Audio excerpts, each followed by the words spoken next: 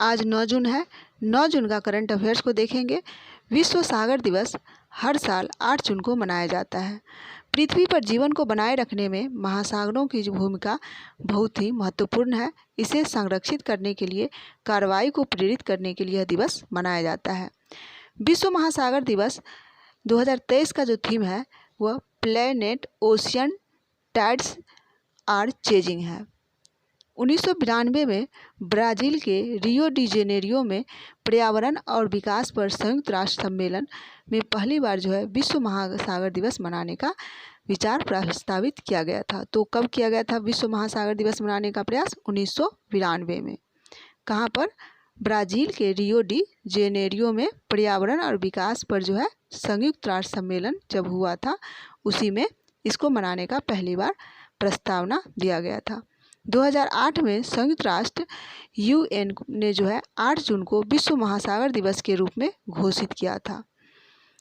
जहाज़ों से प्रदूषण, समुद्री कूड़े और जहाज़ों से वायु प्रदूषण जैसी समस्याओं से निपटने के लिए 1973 में अंतर्राष्ट्रीय समुद्री संगठन का भी गठन किया गया था।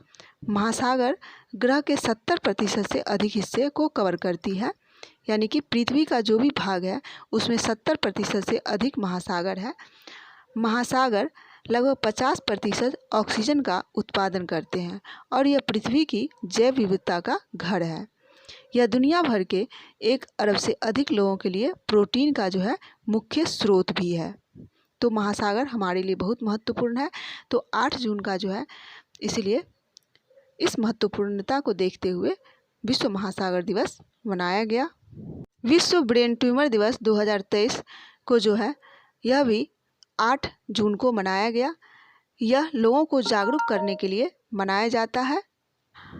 8 जून 2000 को जर्मनी ब्रेन ट्यूमर एसोसिएशन ने जर्मन ब्रेन ट्यूमर दिवस मनाने की शुरुआत की थी।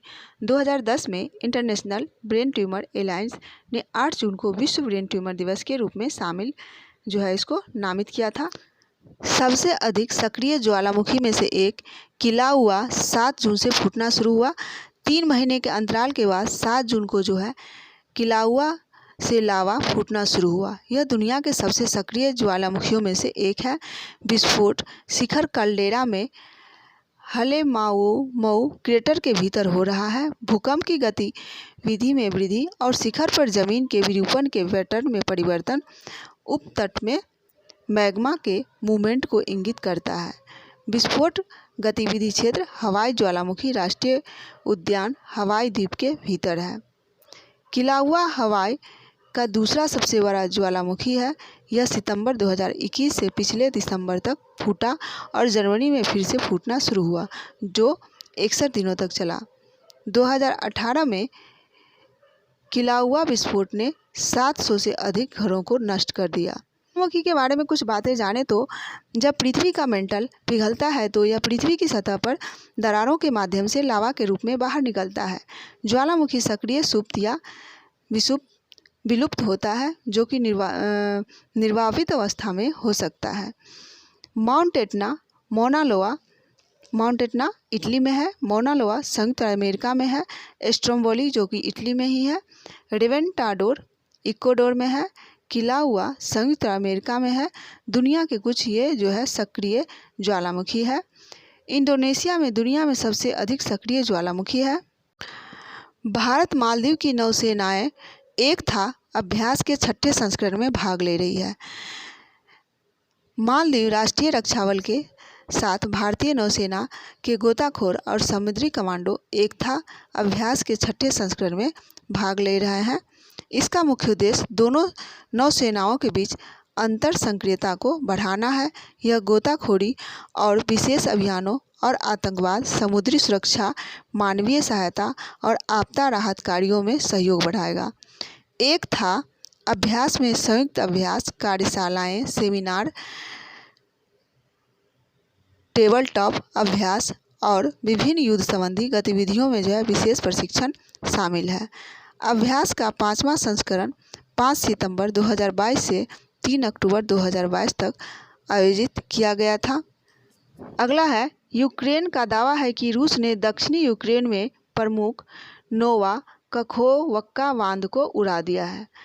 तो इसमें जो है नोवा कखोव्का बांध कहाँ पर है, वह जो है दक्षिणी यूक्रेन में है। यूक्रेन ने रूस पर बांध की दीवार उड़ाने का आरोप लगाया है। रूस ने इसके लिए यूक्रेन की गोलाबारी को जिम्मेदार ठहराया। कखोव्का पनबिजली बांध और जलाशय दुनिया के सबसे बड़े बांध और जलाशयों में से एक है। यह पिछले एक साल से रूस की सेना के कब्जे वाले खेरसान क्षेत्र के एक हिस्से में स्थित है।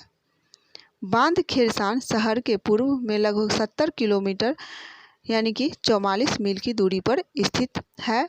बांध टूटने के बाद गेहूं की कीमतों में यूक्रेन और रूस, अफ्रीका, मध्य पूर्व और एशिया के कुछ हिस्सों में जो है गेहूं और सूरजमुखी तेल और अन्य खाद्य पदार्थों के महत्वपूर्ण वैश्विक आपूर्ति करता है।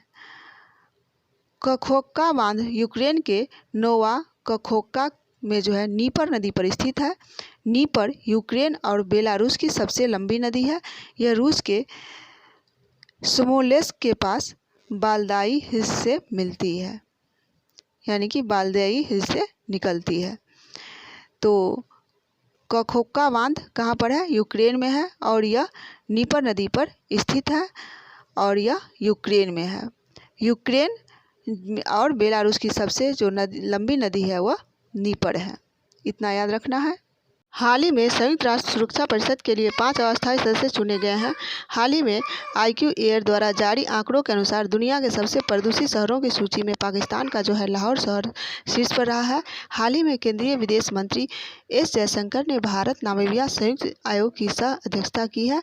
हाल ही में ईरान ने UAE देश में अपने राजनीतिक दूतावास को फिर से खोल दिया है। हाल ही में विश्व बैंक ने FY24 के लिए भारत की GDP में वृद्धि दर 6.3% रहने का अनुमान लगाया है। हाल ही में शांतनु गुप्ता ने अपना नया उपन्यास अजय टू योगी आदित्यनाथ का जो है विमोचन किया है। हाल ही में अमृत धरोहर और मिट्टी योजना की शुरुआत पर्यावरण मंत्रालय द्वारा की गई है। हाल ही में विश्व खाद्य सुरक्षा दिवस 7 जून को मनाया गया। हाल ही में बैंक ऑफ बड़ौदा ने अपने ATM से UPI से जो है कैश विड्रॉल की सुविधा शुरू की है। हाल ही में केंद्र सरकार ने पूरे देश में 2000 कृषि ऋण समितियों को जन औषधि स्टोर खोलने की अनुमति दी है। हाल ही में डीजल पनडुब्बियों के निर्माण में मझगांव डाक ने जर्मनी देश के साथ जो है समझौता किया है। हाल ही में सिद्धार्थ चौधरी ने अंडर-20 एशियन एथलेटिक्स चैंपियनशिप में स्वर्ण पदक जीता है।